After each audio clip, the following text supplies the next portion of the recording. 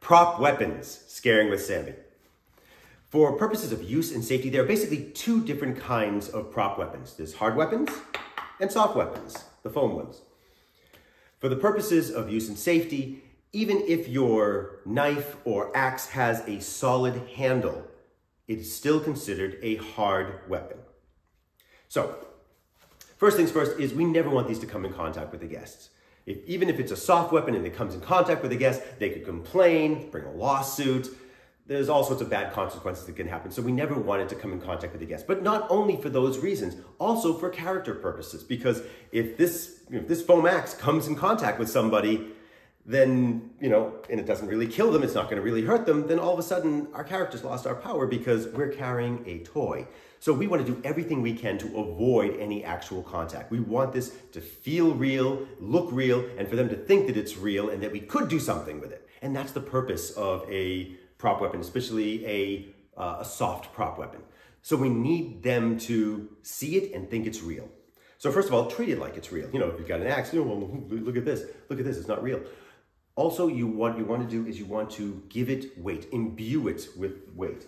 So for a hard weapon, usually they are kind of heavy, they already have some weight to them. But you want to give that to your foam weapon. So you're not just flopping it around, you're holding it as if it's real and giving it weight. Next, you need the guests to see it. This is called brandishing the weapon. If the guests can't see it, they have nothing to be scared of because you're not killing them with it.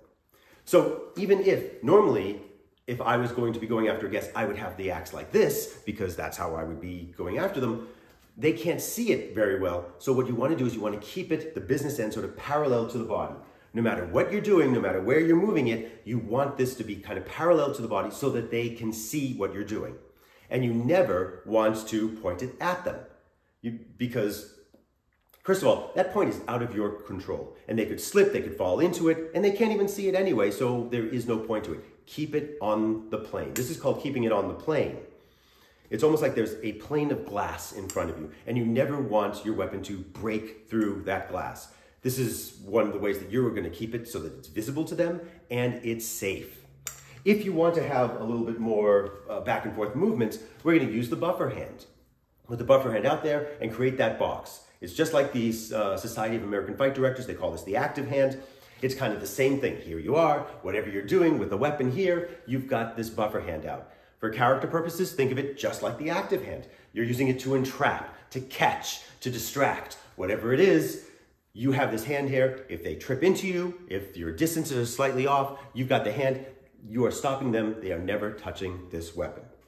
Similarly, when you're walking around with your prop weapon, also walk with it sort of on the plane. If you're walking through the haunt, I'm walking through like this, if you're walking through and there's guests there or another actor walking into the room and you're stabbing them. So I mean, I'm not saying you have to walk with it like scissors, but if you're going to keep it on the plane anyway, even when you're walking around, if you have a prop, keep it so that you have control. This is the business end. I know exactly where it is. I'm not going to walk into somebody and stab them accidentally.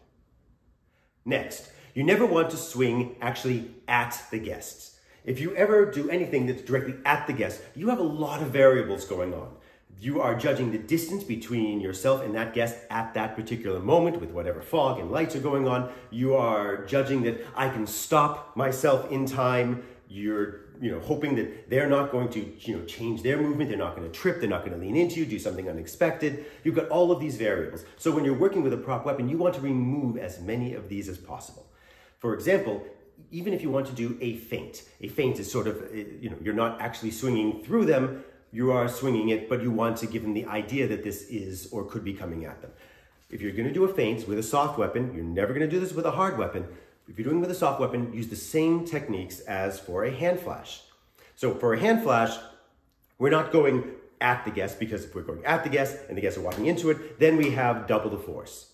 So what we're doing is we are placing the hand in front of them. I'm targeting the wall past them, so they're walking this way, and I'm putting the hand in front of them and back. That's the hand flash, the safe way to perform the hand flash. And it's the same thing with a feint with a soft weapon, except you don't actually have to go all the way out there. You really just need to go so that it gives them the feeling that it's coming at them. First, the business end is not directed directly at them. They can't see it. You're gonna have to flip it so that they can see it, and then you're placing it sort of as if you're going in front of them, but you don't even have to go all the way. And there it is.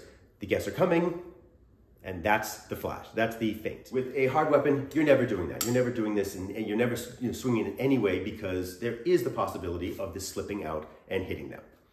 And if you hit somebody with a hard weapon, that's going to be even more problems than with a soft weapon. So what's the purpose of a hard weapon? The hard weapon is for noise. You can scrape it, you can bang it. You've got a lot of different options what you can do with a hard weapon, but you should learn to hit it correctly. So for example, a lot of people think that, well, I'm going to hit it harder, and the harder I hit it, the bigger the noise I'm going to make. And that's not really correct. There's a certain point after which you're not going to get any more sound. So why not use and hit it correctly?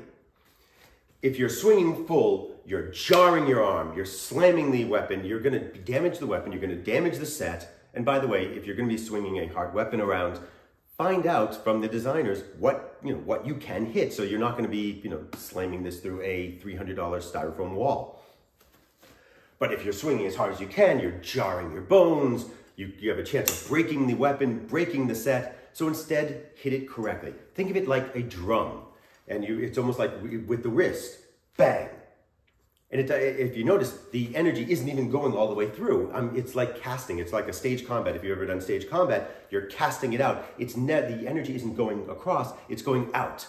So here I'm casting, and I'm not going to be hitting it in a way that's going to be as jarring. It's not going to be as forceful to break things as much. Also is where you're swinging at it. For hard weapons, it's going to be always swung away from the guests or in front of you. You never want to swing, even if there's like a table in front of you, you never want to swing with the blade sort of directing at the guest, because of course it could break, it could fall out of your hands, whatever it is, and the guests have a piece of metal in their face. On the other hand, if you swing, once again, parallel to you, they see it, you still get the same sound, and it's just as powerful as a scare. Same thing if you are using, say, a larger weapon. Let's say that you're on a platform, and the guests are walking in, and you are going to swing this thing, and they're going to drop to the floor because they're scared. Once again, you're not swinging sort of at them and hoping that you stop, because you're putting those variables in, and once again, you're going to end up hitting somebody in the face. Instead, same techniques on the plane. Think of a plane of glass. Find a spot that you know is 7 feet above the guests, and have a line straight across there, and that is where you are swinging. It's like a plane of glass right underneath there. They're coming in, and you are swinging straight across. They're still going to drop because that thing is still kind of coming to them. They're not going to be able to judge that distance as properly as you have, but you're doing it safely. Just be careful if there is a 7-foot guest. If there's a 7-foot guest, you should always be aware. Whenever you're swinging anything around, you should always be aware of the guest, of course. But if there's somebody that's 7 feet, then you're going to have to adjust. You're going to have to go up. You're going to have to adjust your plane. But basically, straight across, never swinging at the guest and hoping that you're going to. So that's the basics of the use and safety of prop weapons, whether or not you're using it as a threat or a distraction. Basically, you want them to see it. You want to brandish the weapon. You want to keep it on the plane so that it's away from the guest at all time. You want to hit properly.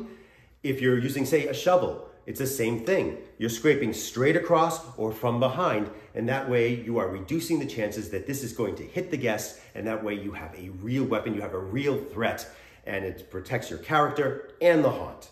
Use and safety of props. Scaring with Sammy.